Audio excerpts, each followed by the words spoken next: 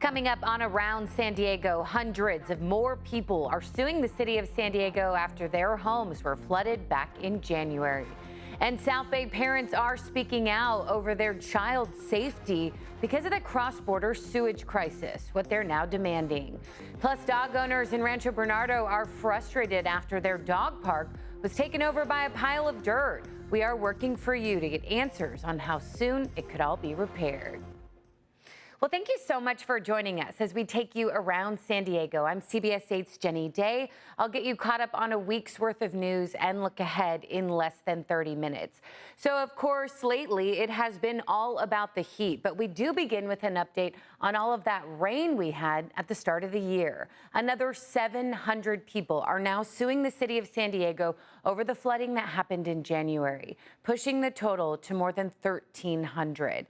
They allege the city's storm drains were not properly maintained.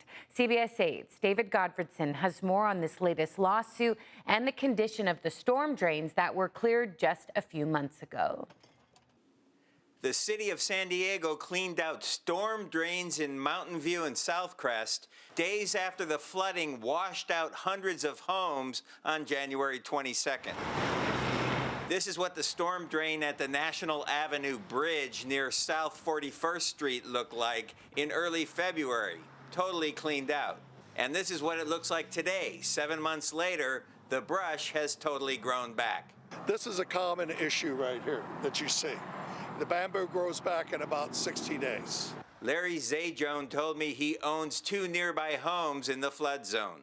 My message to the city would be, don't spend the money that you get to clean out the stormwater control channels on bike lanes. Spend it on cleaning out the stormwater control channels and you won't have flooding.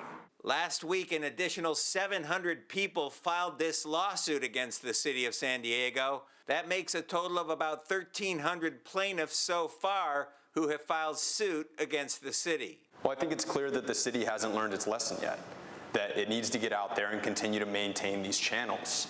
Attorney Dominic Martini filed a lawsuit alleging the city is spending money in the wrong places. The city's got a pattern and practice of taking a look at these areas of South San Diego that tend to be poor, right? And diverting the funds and the resources away from those areas to the tourist areas, the beaches, La Jolla. One of the plaintiffs in this latest suit is Alliance San Diego in Barrio Logan. The nonprofit's director says floods caused more than $100,000 in damages to their offices. The city did very little to invest in cleaning out the channels and the storm drains. Instead, they invested that money in wealthier, more affluent parts of the city at our expense.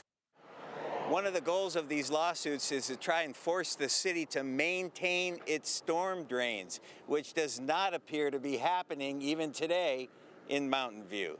David Godfredson, CBS 8. And we did reach out to the city of San Diego. A spokesperson for the city attorney's office says they cannot comment on pending litigation. And right now, South Bay parents are speaking out, demanding more action on the cross-border sewage crisis. They essentially took over a County Board of Supervisors meeting on Wednesday. They are upset that the county says there is no imminent danger at this time, even though toxic gases have recently been detected at dangerous levels. Not an immediate health threat. Tell that to the ones who have been affected for years by this sewage issue. Nora Vargas herself has stated that she could have taken care of this issue years ago while serving on another board. Yeah, so after public comment, Chairwoman Nora Vargas did say that she is trying to fight for more funding, but the government does not work fast enough. And San Diego police are reviewing surveillance video from smart streetlights to try and figure out who's behind the recent pellet gun shootings in Hillcrest. This is the second time a string of these shootings has happened, the first time in May. So since September 2nd, police say there have been at least 4 cases that they know of on University Avenue near Rich's nightclub. They are investigating all of them as hate crimes. Fortunately, no one was badly hurt, but we did speak with Eddie Reynoso, who was shot back in May and says the situation has ruined his life. Whether or not it was a toy or a real gun, at the end of the day, it still killed something inside of me, right? Something inside of me still died. Reynoso tells us there are people in the Hillcrest community that are scared and are changing their routine because of this latest string of attacks. So far, still no arrests have been made. All this as anti-Semitic hate incidents are on the rise across the nation, including in the San Carlos neighborhood, an area that's predominantly Jewish. Residents there say they have dealt with multiple incidents, including hate littering, where they find disturbing anti-Semitic flyers on their property.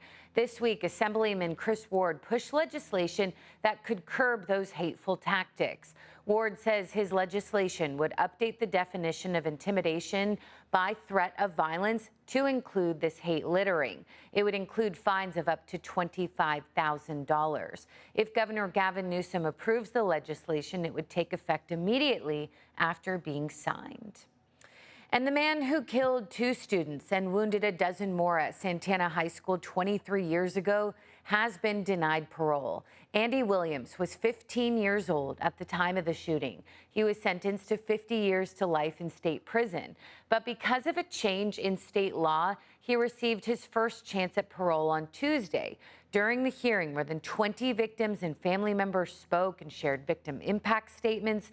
Williams also spoke and apologized to those families. The Board of Parole Hearings Commissioner, though, ruled he still poses a risk to public safety. His next parole hearing date is in 3 years, but with good behavior, that could be moved up to 18 months from now. For more on this story, and again, hearing those victim impact statements, head to CBS8.com. Well, a memorial is growing at a Lemon Grove skate park following a deadly shooting there. Lemon Grove Sheriff's deputies found 21-year-old Diego Valera shot multiple times at Firefighters Skate Park last Saturday night. He died at the hospital. CBS 8 spoke with the victim's older brother, Rafael Valera. He tells us a woman came running into the park screaming for help, saying a man was following her. That man left the park and came back minutes later with a gun and opened fire. Rafael was actually tased by deputies when he tried to get to his brother. I had to go back and like just hold my brother or something, and I'm laying next to my brother on the floor with just, you know, in tears. Yeah, awful. So the suspect in the shooting, 27-year-old Joshua Gonzalez, was in court this week. He pleaded not guilty. And several dog owners in Rancho Bernardo say the city of San Diego was granted money years ago to fix the off-leash dog park in their community, but no work has been done. CBS 8's Steve Price is working for you to figure out what's going on. What was once a dog park packed with pooches is now this, the grass replaced by dirt. The people who've been using this park for years are frustrated. They don't understand how this was allowed to happen, and they want it fixed. They're exhausted, but they're sticking to it, hoping one day their bark will have some bite with the city. We had people who would come after work.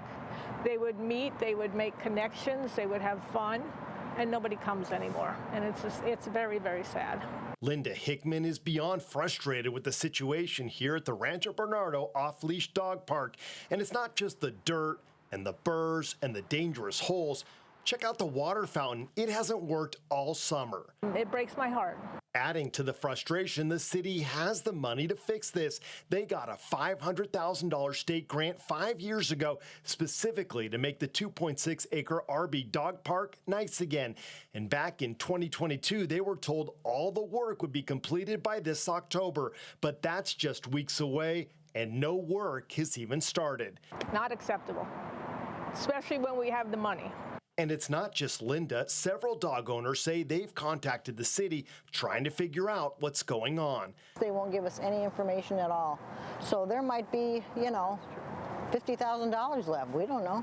Debbie Lettingham, who has been coming to this park for 15 years, wants people to know what's going on out here. But she's also sharing her story with trepidation. Whenever we complain about something or try to work with them to have it improved, then they retaliate and they do some, usually it's shut it down so we can't get in. Working for You, CBS 8 reached out to Councilwoman Marnie von Wilpert's office. They told us they were forwarding our request for information to the city's Parks and Rec Department and would get back to us with a statement. But well past our deadline, there was still no response. The dog owners aren't surprised. We've sent her emails, we've contacted her, I've called her. She does not return my calls. CBS 8 will continue to follow up to find out where the grant money is and when improvements will finally be coming to the RV dog park. In Rancho Bernardo, Steve Price, CBS 8. You know it. We'll keep you posted. Still ahead, there are new efforts to save the unique boat homes in Encinitas. How you can help. Machado hits one to right center field. Back goes Rodriguez looking up. Manny Machado stands alone as the Padres' all-time home run leader. Man, oh man, oh Manny, you are #1 in Padres history. Yes, he is. What a season, what a team, what a player. The Padres have a new all-time home run leader. Manny Machado hit number 164 and counting. Here's Manny after the game. I mean, it feels great, honestly. You know, special moment. You know, just to be, you know, honored and be something in the record books of San Diego for the rest of my career and the rest of, you know, my rest of the baseball career. So I'm just grateful to, you know, hit as many as I could and, you know, be an impact on this organization in any way I could. So big congrats. Nate Colbert held the record before Machado for 55 years. Well, the historic Encinitas boathouses on 3rd Street are facing structural and financial issues, and historians in the area are sounding the alarm for help. CBS 8's Kirsten Holmes took a tour of the boathouses and found out about the history, and we also learned about the necessary repairs. Take a look. Visiting from Pennsylvania, and my friend's daughter mentioned these houseboats, and we were really curious and had to come see them. What do you think now that you're here in front of them in person? I think they're pretty amazing. Ruth's trip from the other side of the country included a visit to the SS Moonlight and the SS Encinitas. There was a dance hall down on Moonlight Beach, which is 2 blocks away, and during Prohibition, that had to close down. So they tore it down. And a local boat builder, Miles Kellogg, and his son decided to build these boathouses using that lumber. So they brought it up here and made these. That's J.T. Knowles. He's a historic contractor and sits on the board of directors for the Encinitas Preservation Association. It's J.T.'s job to keep these beauties up and running. These wouldn't float. They have never been in the water, and they weren't moved here. They were built in place. And now that structure that's been here for all those years is failing. The Encinitas Preservation Association bought the houseboats back in 2008. A family with 2 kids grew up in this home. And now that they're off to college, the family has moved away, and now these 2 houseboats need a little or a lot of TLC. As you can see, these posts, they're starting to fail. One boat's collapsing, one boat is falling over, literally. A lot of the damage is weather-related from moisture. And JT says the boat sustained even more water damage from last year's hurricane turned tropical storm Hillary. We just need funding. We don't have any funding, and the rent that we're losing from these places was the only thing we had to keep maintenance alive, but now we don't have that. And as you can see behind me, we have some bracing holding this from falling over. That was engineered and had to pass the city inspection, and that one there is just simply collapsing. The houseboats are nearly 100 years old and received National Historic Designation in 2019. JT says with about $700,000, that's $350,000 apiece, these houseboats can be fully restored, hopefully lasting another 100 years. Ruth is a school teacher. She says she hopes San Diegans can rally around the project and help. It's quite important to support things like this because you want to preserve the history. So if you're able to, help. Kirsten Holmes, CBS 8. Yes, so unique. Kirsten, thank you. Well, we are now less than a month away from the Del Mar Wine and Food Festival, and we got a preview of its celebrity pickleball tournament, all hosted by Drew Brees. CBS 8 is a sponsor of the festival, which highlights San Diego's culinary scene while supporting many great causes. The pickleball tournament raises funds for Feeding San Diego, for example. It features professional tennis champions, U.S. Olympians, and former Padres like Mark Loretta. Loretta says it's a fun way to bring people together and provide services to those in need. Kids are back in school now, and Feeding San Diego supports, promotes, and provides food for school pantries when the kids come back to school. So it's very important. We raised $25,000 last year, hoping to raise $50,000 this year. Good stuff. Yeah, so for more on the festival and its pickleball tournament, go to cbs8.com/community. Still ahead, the new tool giving people a glimpse under the sea, coming up in an Earth 8 report. Welcome back. For ocean lovers, going underwater might be very appealing, but we can't always jump in. So when we are stuck on land, there's a new tool that can take us into the underwater world. CBS 8's Netta Iranpour shows us the latest live technology on the Scripps Pier in this Earth 8 report.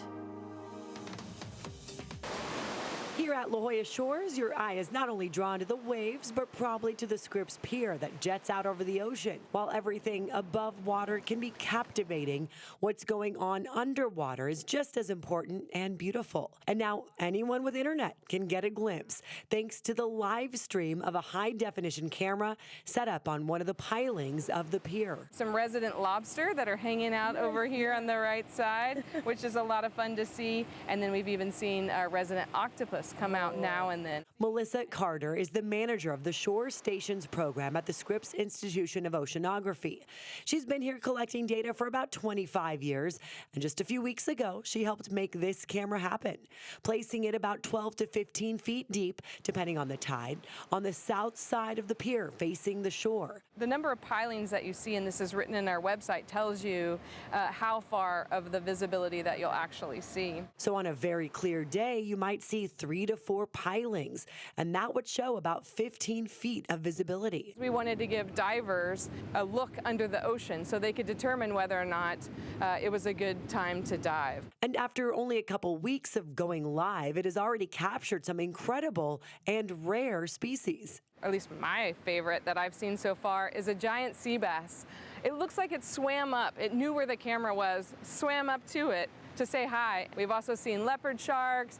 We've seen birds swimming down to get fish. Birds like cormorants can dive deeper than expected. You might also catch Melissa herself or other members of her team as they scuba and free dive to keep the camera clean. Yes, it is a lot of fun to watch and maybe a slight distraction from the day-to-day, but there is a serious side to all of this. I run the longest continuous temperature and salinity time series in the Pacific Ocean. Every day, someone manually takes a sample of the water off the Scripps Pier and checks its temperature and salinity. That's been going on since 1916.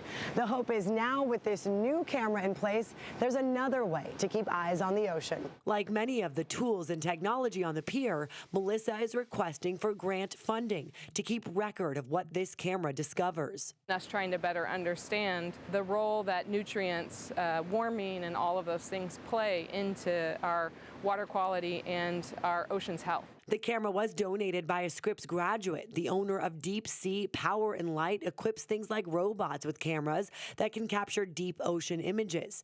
And now, 40 years after graduating, his work is something we can all learn from, hopefully for generations to come. For Earth 8 at La Jolla Shores, I'm Netta Iranpour.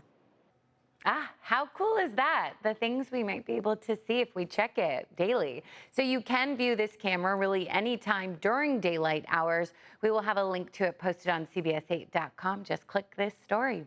Well, that will do it for us. Thank you for your time. Thank you for staying informed. For CBS 8, I'm Jenny Day. Take such good care.